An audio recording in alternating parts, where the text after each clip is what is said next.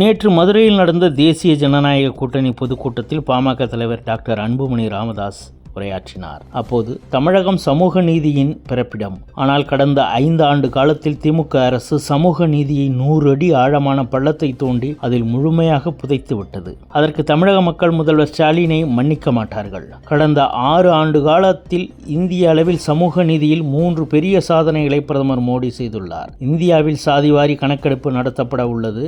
தேசிய பிற்படுத்தப்பட்ட ஆணையத்துக்கு அரசியல் சாசன அங்கீகாரத்தை கொடுத்தவர் பிரதமர் மோடி.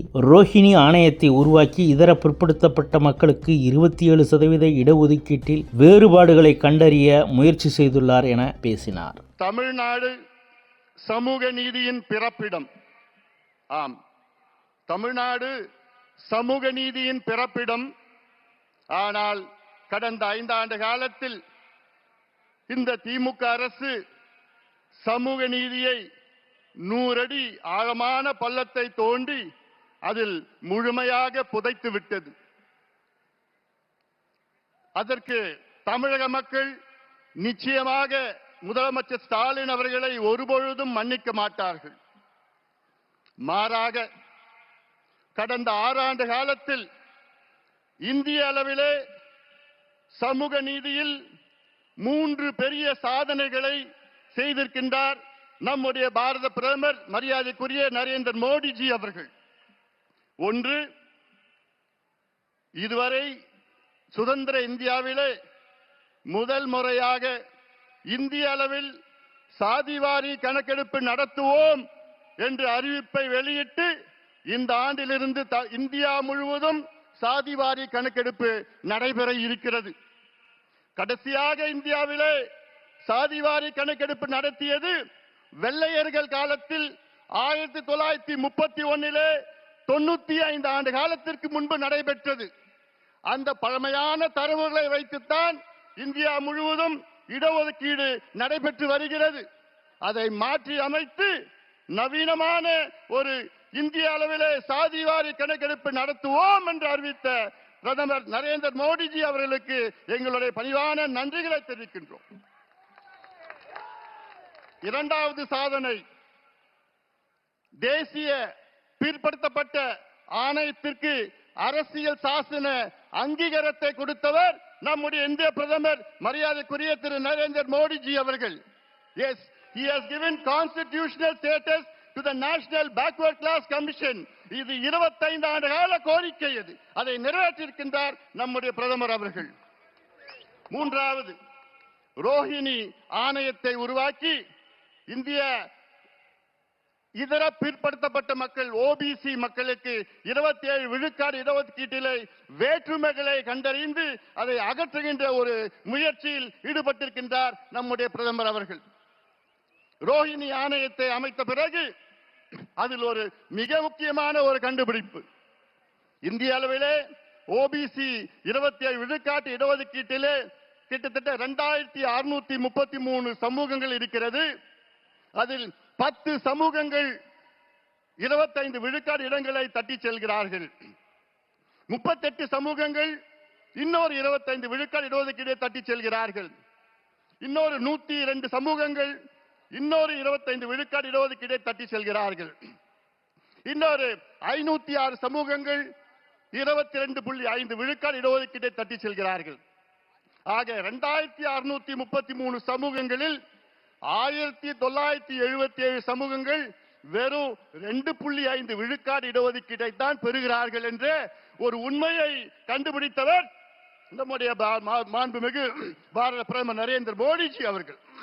அதை கண்டுபிடித்து அதை சரி செய்கின்ற ஒரு முயற்சியில் இருக்கின்றார்கள். உண்மையிலே சமூக நீதி என்றால் நம்முடைய மாண்புமிகு பாரத பிரதமர் நரேந்திர மோடிஜி அவர்கள் தான். ஆனால் சமூக நீதி எங்கள் உயிர் மூச்சு என்று வீர முழக்கம் சொல்லுகின்ற திமுக, குறிப்பாக ஸ்டாலின் அவர்களே, உங்களுக்கும் சமூக நீதிக்கும் எள்ளளவும் சம்பந்தம் கிடையாது. உங்களுக்கும் சமூக நீதிக்கும் என்ன சம்பந்தம் இருக்கிறது?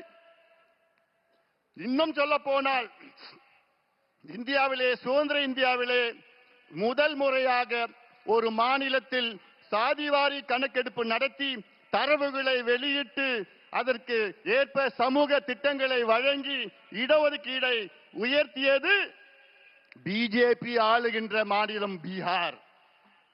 இதை நினைத்து பாருங்க. உண்மையிலே சுதந்திர இந்தியாவிலே முதலாக நடந்தது பீகார். ஆனால் சமூக நீதியின் பிறப்பிடம் தமிழ்நாட்டிலே அது நடைபெற்றிருக்க வேண்டும். கடந்த 5 ஆண்டு காலத்திலே ஸ்டாலின் அவர்கள் எத்தனை முறை நாங்கள் கேட்டோம், கணக்கெடுப்பு நடத்துங்கள், கணக்கெடுப்பு நடத்துங்கள். இந்த கணக்கெடுப்பு ஏதோ சாதிவாரி கணக்கெடுப்பு இல்ல. உங்களுக்கு அந்த சாதி பேரை பிடிக்கலன்னா அது சமூக நீதி கணக்குன்னு நீ வச்சுக்கீங்க, பொருளாதார கணக்கு, ஏதோ ஒரு கணக்கு வேணும். அந்த கணக்கு தான் பீகாரிலே நடத்தி, அந்த பீகாரிலே அங்கே 97 லட்சம் குடும்பங்கள் 6000 ரூபாய்க்கு குறைவான வருமானம் பெறுகிறார்கள். அந்த 96 லட்சம் குடும்பங்களுக்கு அந்த அரசு 2 லட்சம் ரூபாய் ஒதுக்கீடு செய்து அவர்களுடைய குடும்ப வளர்ச்சிக்காக செய்திருக்கிறது. இதுதான் உண்மையான சமூக நீதி. இதே கணக்கெடுப்பில் பீகாரிலே 67 லட்சம் குடும்பங்களுக்கு சொந்த வீடு இல்லை என்று அந்த 67 லட்சம் குடும்பங்களுக்கு வீடு கட்டி கொடுக்கிறார் அந்த பீகார் மாநில அரசு. இதான் உண்மையான சமூக நீதி. ஆனால் நான் கணக்கெடுக்க மாட்டேன், எந்த பிரச்சனைன்னு எனக்கு தெரிஞ்சு விருப்பம் இல்லை அப்படின்னு சொல்லுகின்ற ஒரு முதலமைச்சரை பார்த்திருக்கீங்களா? அதை விட மோசம், சட்டமன்றத்திற்குள் பொய் சொல்லுகின்ற ஒரு முதலமைச்சரை பார்த்திருக்கீங்களா? ஆம், தமிழ்நாட்டின் முதலமைச்சர் மு.க. ஸ்டாலின் அவர்கள் சட்டமன்றத்திற்குள்ளே எத்தனையோ முறை பொய் சொல்கிறார்கள். என்ன, எங்களுக்கு அதிகாரம் இல்லை என்று, கணக்கெடுப்பு நடத்துவதற்கு எங்களுக்கு அதிகாரம் இல்லை என்று. பிறகு எப்படி பீகார், தெலுங்கானா, ஆந்திரா, கர்நாடகா, ஒரிசா, ஜார்க்கண்ட் போன்ற மாநிலங்கள் எப்படி எடுத்தார்கள்? எந்த சட்டத்தின் கீழ் எடுத்தார்கள்? இந்தியன் ஸ்டாட்டிஸ்டிக்கல் ஆக்ட் 2008 படிதான் அத்தனை மாநிலங்களும் எடுத்தார்கள். அந்த சட்டத்தின் கீழ் தான் மத்திய அரசுக்கு அதிகாரம் இருக்கிறது, மாநில அரசுக்கு அதிகாரம் இருக்கிறது, ஏன் பஞ்சாயத்து தலைவருக்கும் அதிகாரம் இருக்கிறது. நான் ஏன் இந்த கணக்கு சொல்றேன்னா, தமிழ்நாட்டின் மக்கள் தொகை 8 கோடி, 2 கோடி குடும்பம். அந்த 2 கோடி குடும்பம் எப்படி இருக்கிறாங்கன்னு தெரிஞ்சுக்கிறது கூட உங்களுக்கு மனசு இல்லையா? அது ஏன் தெரிஞ்சுக்க மாட்டீங்க? அது 2 கோடி குடும்பம் கணக்கெடுத்து அந்த குடும்பத்தில் எத்தனை பேர் இருக்கிறாங்க, என்ன சமூகம், எந்த மதத்தை சார்ந்தவர்கள், ஆண்கள் பெண்கள் எத்தனை பேர் படிச்சிருக்கிறாங்க, எத்தனை பேர் வேலையில இருக்காங்க, அரசு வேலையா தனியார் வேலையா, அந்த வீட்டில் எத்தனை பாத்ரூம் இருக்கு, பாத்ரூம்ல பைப்ல தண்ணி வருதா, அதுல சோலார் இருக்கா, அல்லது கிணறுல போர் இருக்கா, கிணறு இருக்கா, சைக்கிள் இருக்குதா, இல்ல பைக் இருக்குதா, இதெல்லாம் கணக்கெடுப்பு நடத்தி எத்தனையோ சமூக திட்டம், நல்ல திட்டங்கள் கொடுக்கலாம், இடஒதுக்கீடை உயர்த்தலாம், உள்ஒதுக்கீடை கொடுக்கலாம்.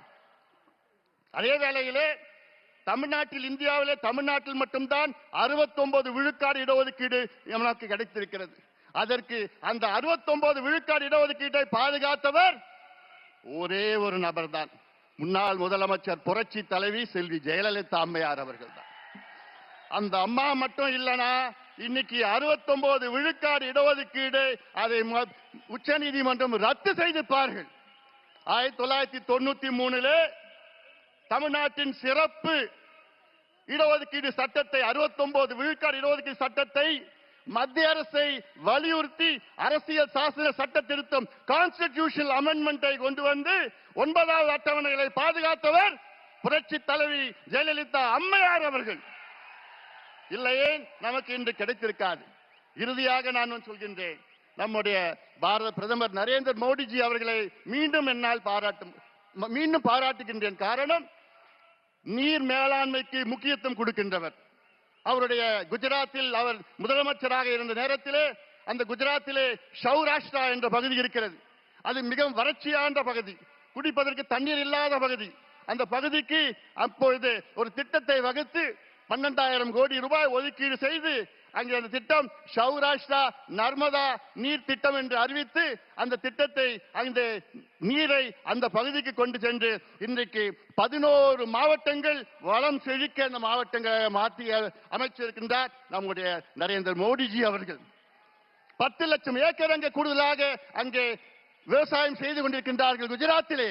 அப்படிப்பட்ட புரட்சி செய்திருக்கின்றார் நம்முடைய பாரத பிரதமர் நரேந்திர மோடிஜி அவர்கள். ஆனால் தமிழ்நாட்டிலே 60 ஆண்டு கால கோரிக்கை, உங்களுடைய கோரிக்கை, நம் கோரிக்கை, காவிரி குண்டார் திட்டத்தை நிறைவேற்றுங்கள் என்று. காவிரியிலே ஆண்டுதோறும் தண்ணீர் கடலுக்கு செல்கிறது. அது ஒரு 8 TMC நீரேற்று மூலமாக கொண்டு வந்து அந்த குண்டார் விருதுநகர் மாவட்டத்திலே குண்டாரில் இணைக்கின்ற திட்டம் தான் காவிரி குண்டார் திட்டம். அதிமுக ஆட்சி காலத்திலே 14,500 கோடி ரூபாய் அங்கே அறிவித்து அதற்கு அடிக்கல் நாட்டியவர் நம்முடைய முன்னாள் முதலமைச்சர், இன்னும் 2 மாதத்திலே முதலமைச்சராக வைக்கின்ற எடப்பாடி பழனிசாமி அவர்கள்.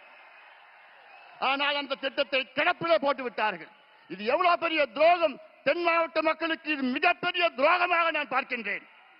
இந்த திட்டத்தினால் கிட்டத்தட்ட கரூர், புதுக்கோட்டை, சிவகங்கை, ராமநாதபுரம், விருதுநகர் மாவட்டம் இதெல்லாம் 60 லட்சம் பேர் பயன்பெறுகின்ற இந்த திட்டம்.